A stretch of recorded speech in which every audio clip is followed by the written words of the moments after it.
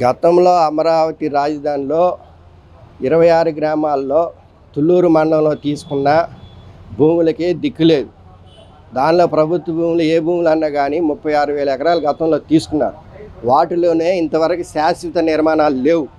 అవన్నీ కూడా తాత్కాలిక నిర్మాణాలే అని వాళ్ళే చెప్పారు.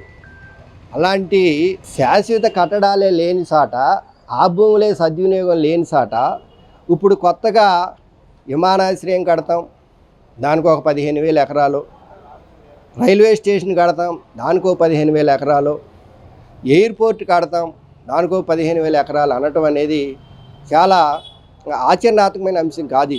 ఇది కేవలం ప్రపంచ రాజధాని పేరుతో, భారతదేశంలో ఏ రాష్ట్రంలో లేని రాజధాని పేరుతో ఇది రియల్ ఎస్టేట్ వ్యాపారం కోసం, స్వదేశీ విదేశీ బడా కంపెనీలకు భూములను కట్టబెట్టడం కోసం, కారు చౌక వాళ్ళ భూములు అప్పగించడానికి కార్యక్రమం లాగా కనిపిస్తూ ఉంది.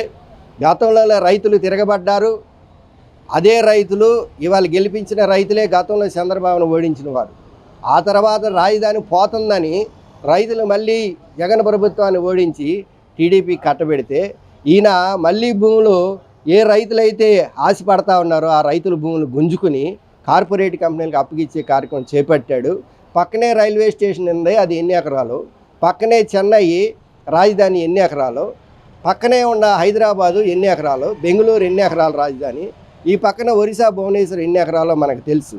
కేవలం 2 అంకెల సంఖ్యలోనే రాజధానులు అన్నీ ఉన్నాయి, 10 ఎకరాల లోపే ఉన్నాయి.